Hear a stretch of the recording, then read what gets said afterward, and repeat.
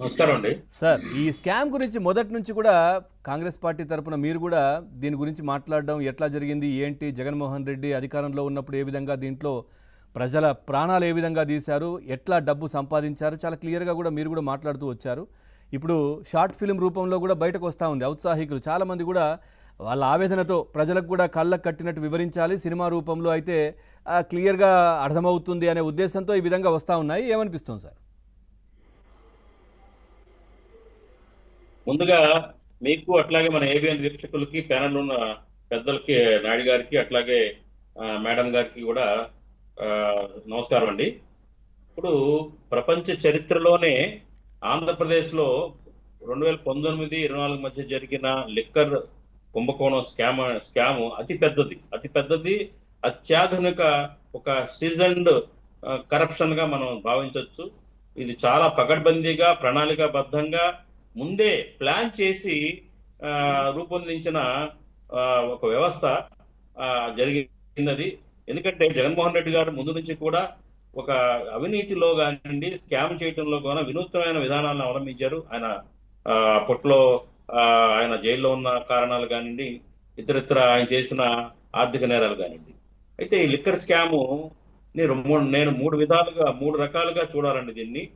ఒకటి ఏంటంటే, ఈ లిక్కర్ ఏదైతే ప్రభుత్వం తన ఆ, మ- అధీనంలోకి తీసుకొని 3,500 అవుట్లెట్స్ ని పెట్టి డిస్టిలరీస్ అందరినీ గుప్పిట్లో పెట్టుకొని ఆ డిస్టిలరీస్ లో వాళ్ళు రూపొందించిన ఏదైతే తయారు చేసిన బ్రాండ్స్ ని తయారు చేయించుకొని కొన్ని వాళ్ళ చేత వాళ్ళు చేసే కొన్ని అలా వీళ్ళు తీసుకొచ్చి షాపుల్లో అమ్మటం అనేది ఒక యాంగిల్ అయితే, దాని ద్వారా కమిషన్లు ఏదైతే రెగ్యులర్ బ్రాండ్స్ ని తీసేసి ఈ బ్రాండ్స్ ని పంపించడం వెనుక కమిషన్ ఏదైతే తీసుకున్నారో ఆ కమిషన్ కోణంలోనే మాత్రమే ఇప్పుడు ఇదంతా విచారణ జరిగి 3,500 కోట్ల రూపాయలు అవినీతి జరిగింది అని చెప్పేసి బయటకు వచ్చింది. కానీ ఇంతకు మించి దాదాపు మోర్ దాన్ 50,000 క్రోర్స్ స్కామ్ ఉంది దీని వెనకాల.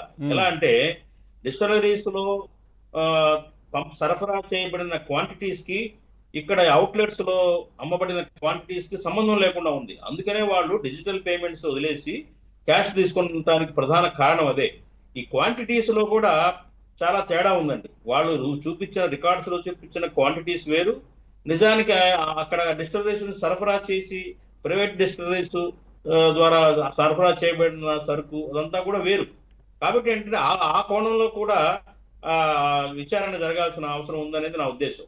రెండోది ఏంటంటే, ప్రజల యొక్క ఆరోగ్యాలు ప్రాణాలని హరించడం, ప్రజల యొక్క ఆరోగ్యాలని ప్రాణాలని ఈ ఈ ఈ చౌకబారు నాసిరకం మోతాదుకు మించి రసాయనాలు వాడిన స్పిరిట్ లిక్కర్ ఏదైతే అమ్మారో దీనివల్ల 38,000 మంది ప్రాణాలు కోల్పోయారు. అనేక మంది, వేలాది మంది, 98,000 మంది దాదాపు కిడ్నీ వ్యాధులు బాధితులు కిడ్నీ వ్యాధులకు గురయ్యారు. అలాగే 29,000 మంది ఆ 5 సంవత్సరాల కాలంలో కాలేయం సంబంధించిన వ్యాధులకు గురయ్యి చాలా అవస్థలు పడుతున్నారు. నేటికి కూడా హాస్పిటల్ చుట్టూ తిరుగుతున్నారు. నేనేమంటానంటే, ఏదైతే డబ్బు అక్రమంగా సంపాదించడానికి ఈ స్కీమ్ని ఉపయోగించుకోవటం ఒక ఎత్తు అయితే, ప్రజల యొక్క ప్రాణాలను హరించడం, ఆరోగ్యాన్ని పాడు చేయడానికి కారణమైన వాళ్ళ విధానం కానివ్వండి, ఆ పాలసీ మీద మరి చట్టపరమైన అట్లాగే బాజీ గారు, ఇప్పుడు ఎవరైతే బాధితులు ఉంటారో నిజంగా వాళ్ళు కూడా కేసు వేయొచ్చు కదా ప్రైవేట్ గా. ఈ ప్రభుత్వం అమ్మడం వల్ల, వీళ్ళ వల్ల మా ఇంటి పెద్దనో లేదంటే మా ఇంట్లో వ్యక్తిని. దీనికి గవర్నమెంట్ అదే, నేను ప్రభుత్వాన్ని నేను కోరేది ఏంటంటే, మీరు కేవలం దీన్ని ఏదో సిబిఐకి అప్పచెప్పటమో లేకపోతే విచారణ సంస్థలకు అప్పచెప్పేసి విజిలెన్స్ ద్వారా వచ్చిన ఆధారాల ప్రకారంగా కొంతమందిని అరెస్ట్ అయ్యారు, ఎంత కమిషన్లు తీసుకున్నారు అనే కోణం కాదండి ఇక్కడ.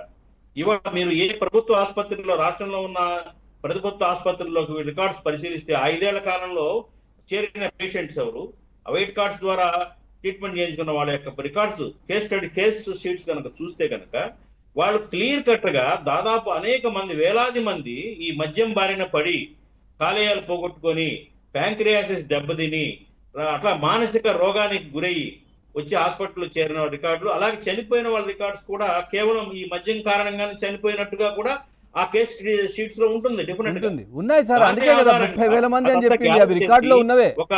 ఒక చట్టపరమైన ఆ ప్రభుత్వం బాధ్యుల మీద ప్రభుత్వంలో పనిచేసిన వాళ్ళ మీద చట్టపరమైన కేసులు ఎందుకు పెట్టట్లేదు అనేది నా ప్రశ్న. ఎంతసేపటికి అవినీతి చేశారు, దీని ద్వారా డబ్బు సంపాదించారు అనేది పక్కన పోయండి, అది అటు వాళ్ళకి అలవాటైన పనే. డబ్బు సంపాదించడానికి ప్రతి వ్యవస్థని వాడుకున్నారు. ఇప్పుడు వాళ్ళు ఆ లిక్కర్ నిన్న కాక మొన్న బయటకు వచ్చిన అంశం, ఆ లిక్కర్ని ట్రాన్స్పోర్టేషన్ లో కూడా వాళ్ళు కమిషన్లు కొట్టేశారు. 13 రూపాయలకి పర్ కేసుకి ట్రాన్స్పోర్ట్ ఛార్జెస్ గతంలో జరిగితే 33 రూపాయలు 35 రూపాయలు వసూలు చేశారు వీళ్ళు. దాదాపు 21 రూపాయలు, దాంట్లో 450 కోట్లు సుమారుగా. అవేమున్నాయి సార్ దాంట్లో, వాడే అట్టపెట్టలు అవి అమ్ముకొని కూడా డబ్బు చేసుకున్నారు. అదేనండి నేను చెప్పబోతున్నాను మీకు. ఏదైతే KFC చికెన్ ఏదైతే కోడిలో ఉన్న ప్రతి పార్ట్ని క్యాష్ చేసుకొని ఎలా వాల్యూ ఎడిషన్ చేసి అమ్ముకుంటాడో, పాప్కార్న్ గా, వింగ్స్ గా, లెగ్ పీసులుగా, బాడీ పీసులుగా, రకరకాలుగా అమ్ముకుంటాడో, ఏదైతే ఈ లిక్కర్ స్కీమ్ ని ఆ రకంగా ఏంటంటే ముక్కలు ముక్కలుగా ప్రతి అంశంలో కూడా వాళ్ళు సొమ్ము చేసుకున్నారు. లేబుల్స్, మూతలు, బాటిల్ కానివ్వండి, బాటిల్ క్యాప్స్ కానివ్వండి, సీసా కానివ్వండి, సీసా లోపల సరుకు కానివ్వండి, అట్లాగే సీసాలు ఈ బాటిల్స్ ని భద్రపరచడానికి కావాల్సిన కార్డ్బోర్డ్ బాక్సులు కానివ్వండి, ట్రాన్స్పోర్టేషన్ కానివ్వండి, ఇలా. ఇది కాక మళ్ళీ ఆ షాపుల్లో కూడా మరి 10 రూపాయలు 20 రూపాయలు అదనంగా రేటు పెట్టి కూడా అమ్ముకున్నారు. అక్కడ పనిచేసే వాళ్ళు పంచుకున్నారు అనుకోండి, చెప్తాను. ఈ రకంగా ఏంటంటే ఇది ప్రధాన ఆదాయంగా, ఒక అడ్డదారులో ఆదాయం బాగా లక్షల కోట్ల రూపాయలు, వేల కోట్ల రూపాయలు ఆదాయం వచ్చే ఒక వనరుగా మార్చుకొని దీన్ని చాలా యథేచ్ఛగా దోపిడీ జరిగింది. ఇప్పుడు దాంట్లో మీకు ప్రత్యక్ష ఉదాహరణ ఇవాళ ఎవరిని చేయకుండా మీరు డిస్టర్బెన్స్ వాళ్ళని అడిగి చెప్తారు. అట్లాగే KPMG అనే ఒక సంస్థని కన్సల్టెన్సీ సంస్థగా తీసుకున్నారు. ఆ KPMG ప్రపంచవ్యాప్తంగా కూడా దాని చరిత్ర తీస్తే మన దేశంలో కూడా అనేకమైన అవినీతి కార్యక్రమాలకు పాల్పడిన సంస్థ. అటువంటి సంస్థను సెలెక్ట్ చేసి ఈ లిక్కర్ స్కీమ్ లో ఏ రకంగా ఒక ప్లాన్డ్ కరప్షన్ గా ఎలా డిజైన్ చేయాలనేది బ్యాకప్ ఇచ్చింది KPMG సంస్థ.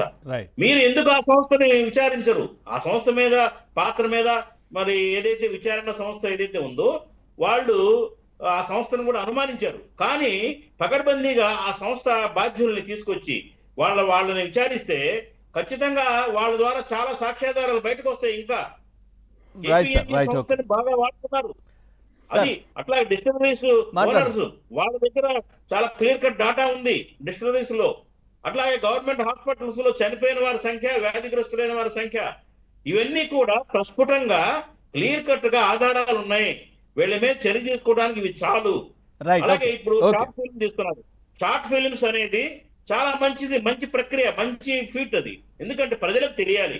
ఎటు తాగి తందనలాడి ఆరోగ్యాలు పాడు చేసుకుని అతని హయాంలో 5 ఏళ్ల కాలంలో తాగుబోతులుగా మారి తాగి ఆరోగ్యాలు పాడు చేసుకునే వాళ్ళకి ఎటు తెలుసు అతని హయాంలో అమ్మిన మందు ఏ రకమైన ప్రమాద స్థాయికి తీసుకెళ్ళింది అనేది అందరికీ తెలుసు. కానీ జనరల్ పబ్లిక్ కూడా అర్థమయ్యేటట్టుగా చక్కగా ఉంది. నేను చూశాను ఆ డాక్యుమెంటరీ మొదటి భాగాన్ని, చాలా బాగా తీశారు. స్క్రీన్ ప్లే బాగుంది. చాలా వాస్తవాలు అన్ని కూడా, అది కల్పితాలు కావు, వాస్తవాలు.